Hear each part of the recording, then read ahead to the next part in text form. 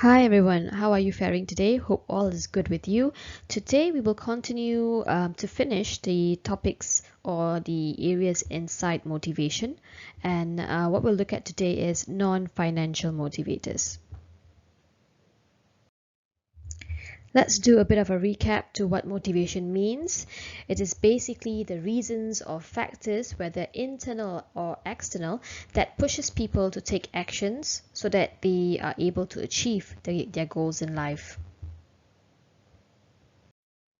So in the previous class, we spoke about the financial motivators, right? Monetary methods that, of course, when there's money, people would want to do more things, and most of us are motivated by money. But today we will look at non-financial motivators. What is it besides money that causes us to do things, right? To achieve things in our lives. So we'll talk about job rotation, job enrichment, job enlargement, participation, team working, empowerment, fringe benefits, training, induction, promotion. Okay, so there are 1, 2, 3, 4, 5, 6, 7, 8, 9. Okay, there's exactly 10 non-financial motivators that we'll be covering in today's video.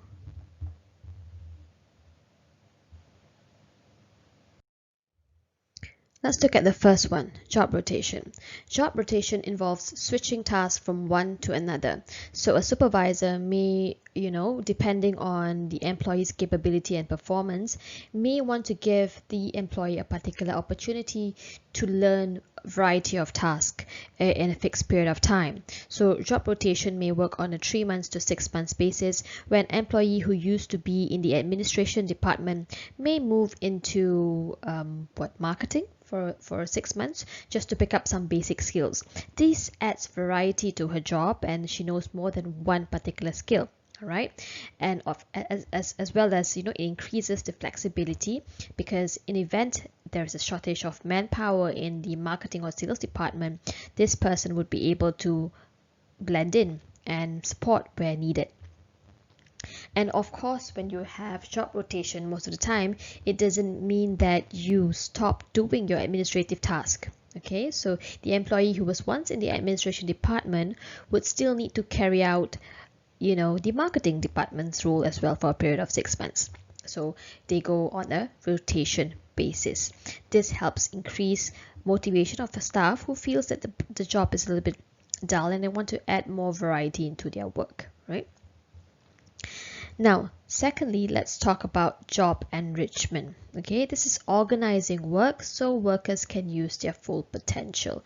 Now, apart from the work itself, employees or supervisors who see employees who are capable may want to enrich their jobs by giving them a full scope of work to really see their capabilities, and not only that, to allow them some opportunity to decide, right, on a bit of decision making involved. So this is more of a professional management opportunity as well. Okay, so this would definitely work well for employees who want to do more, right, besides the work that they do, but they want to have a bit more say, because they have the experience, they've been working very long, they know the ins and outs of a particular job, so it becomes challenging for them when they have to make certain decisions as well. All right, so this encourages the employee to show their potential on how they can think further and beyond just carrying out the task, but managing the task as well.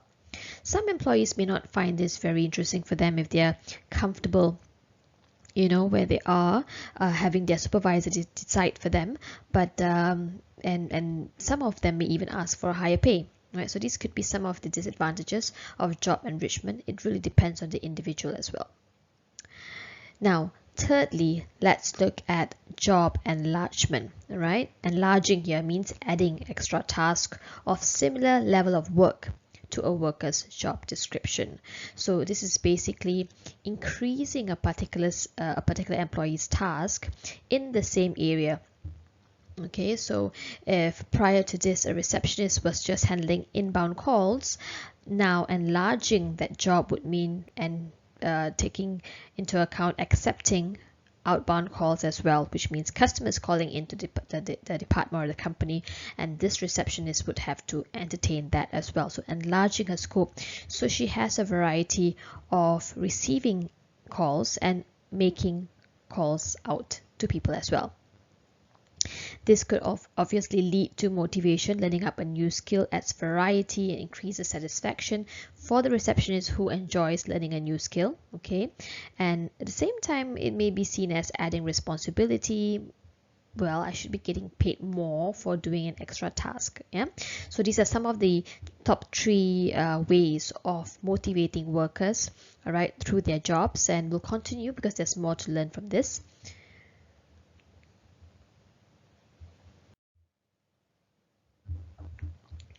The next one is on participation, encouraging people or workers to be involved in decision making.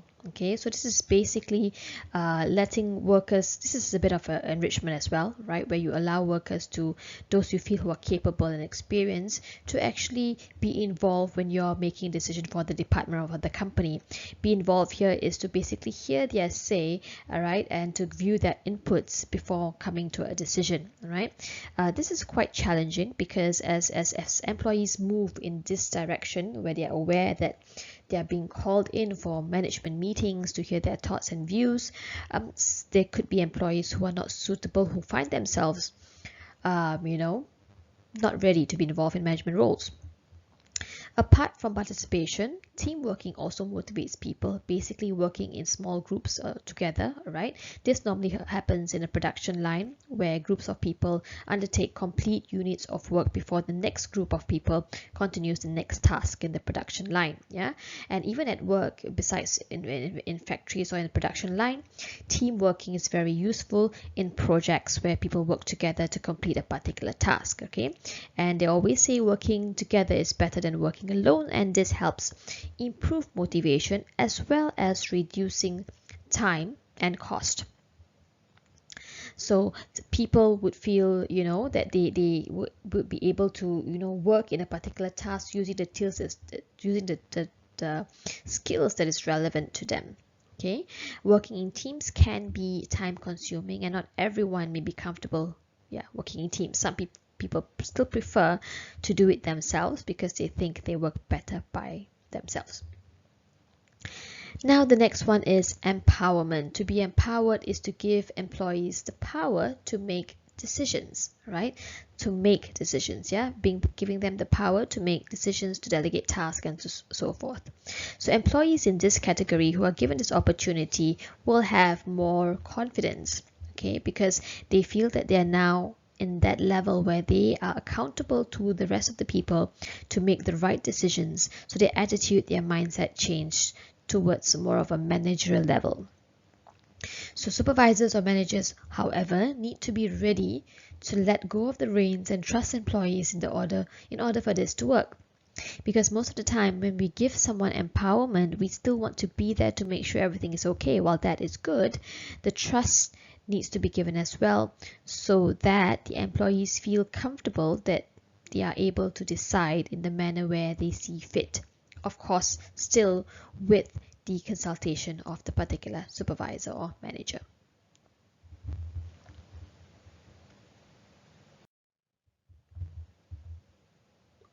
Now, let's look at fringe benefits, okay, or in some books you would see the word perks, right? So these are basically non-cash forms, right? Non-cash forms of rewards given to employees, such as, for example, having a medical coverage in your company, or given a company car, right?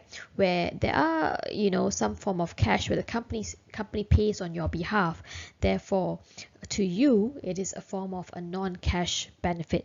Right, so you enjoy the perks of having a car and a medical insurance coverage. Okay, so employees would benefit greatly having this coverage of, for example, medical coverage for themselves. Sometimes it covers their dependents or family members as well. This helps them feel reassured that the company is there for them at any times, good times and bad, and that it's good. It encourages loyalty as well. They want to stay longer when they have something like this normally. Some employees may still prefer cash rewards though, right? Instead of having a company car, they would want to have some form of car allowance, for that matter, transportation allowance, right, being paid for, so that they can use that money to pay for their any costs having to do with their cars, right?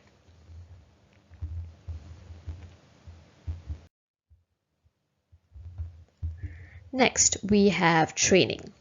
Now, training is a form of course to educate employees on new skills or improving a current one.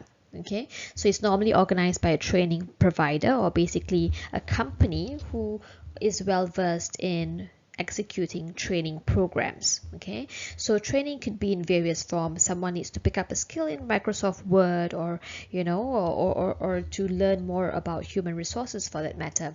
Okay, and training is good because employees are able to learn from an external consultant on how to improve, and they are able to come back to the organization and actually implement their work, right?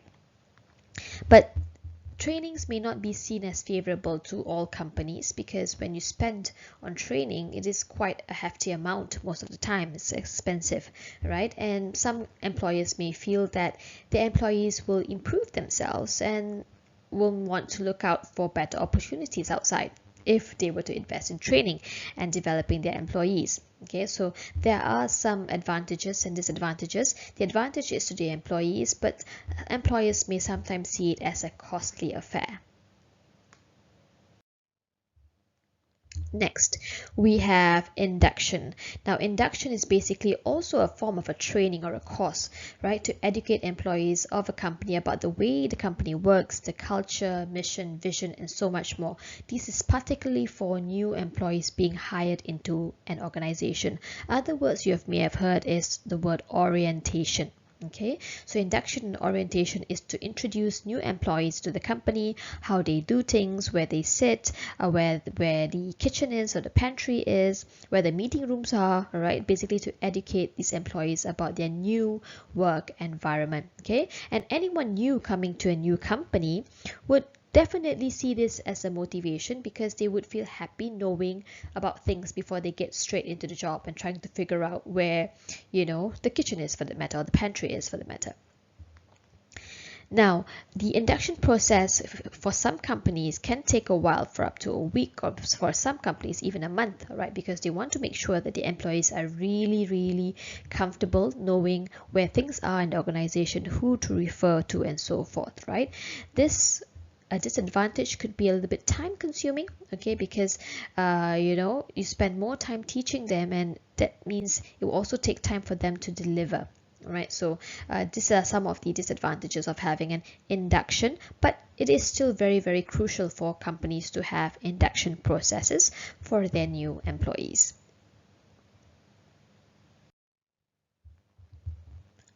And then we have promotion. Promotion here means when an employer promotes an employee to a new or normally higher position. This is normally given based on an individual's consistent excellent performance. A person sitting at an assistant manager role, as in the admin department, could be promoted to a manager role because of the way that person performs at work, right? Promotion here gives a bit of an elevation to a person's esteem, right, or level of work in the office. This helps them, become more motivated because they feel recognized. They feel that they have been contributing, and the employer recognizes that. Okay. With promotion, a company incurs an increase in cost. That's quite true, because companies would need to pay a little bit more of an increase in the salary. Okay, but this is of course substituted with the additional coverage of work that a manager takes on as opposed to an assistant manager. Okay, and there are some employees who are just happy the way they are, where they are, and they're not even looking for a promotion, but they're looking for something else in the company that helps them to stick around and become more happier at work. So what we've covered so far here tells you that there are various ways companies can do to motivate people, but it also depends on what the employees are looking for. Right, so besides proper, analyzing and trying to understand what makes them happy, just giving them a promotion may just be wasted effort of increasing costs without having a very good reason.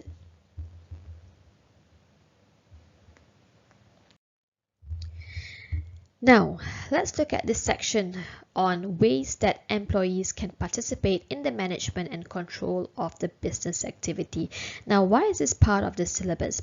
Because besides motivating people to do things, to achieve their goals, some employees would also want to be really involved, right, or really participating in the business and how the business is run. And these are some of the few ways that companies can do to encourage participation from their employees. Now, as usual, you would have heard of staff meetings. This is the most usual form of participation, where departments may sit together or companies may sit together to discuss on particular issues at work. And normally employees would encourage employees to give feedback or input, right? And this motivates employees to be open and participate. This is one way to encourage participation. Regular staff meetings encourages people to speak more and to be involved more and to share what they really think.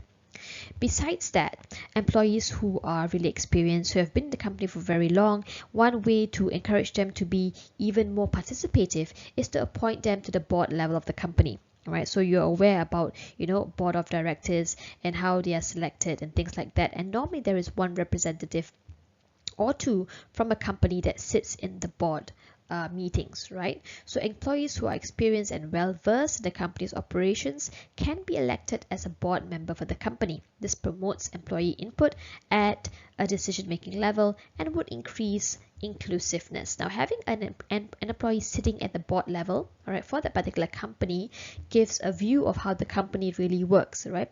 And it gives that employee first-hand of how to actually provide the best for the company as well, okay, by the inputs he or she makes at the board level. Thirdly, let's look at decision making. Now, to encourage people to do more, to be more participative, is to allow them certain level of authority to make decisions. Okay, so it's about empowering, giving them the power to make decisions to a certain extent, right? Giving them a chance to decide and hear their thoughts will boost their esteem and confidence. So basic decision-making levels given to employees to allow them to decide, for example, on task, deadlines on tasks to be completed, not the task itself, but deadlines, right?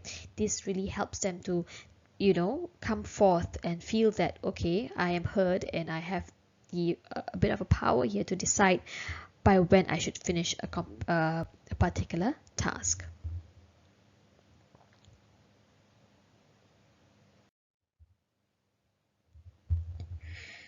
Okay, so when we see this slide, we have come to almost end of this presentation, and we look at what are the things that you'll be able to take home. You should be able to understand and explain what the non-financial motivators are, and also what are the differences among these financial motivators, and when you think they are suitable to be used, right? We've discussed this a little bit just now. We also spoke about how individuals may react differently to different types of financial motivators. So employers need to be very careful in deciding what's best for them.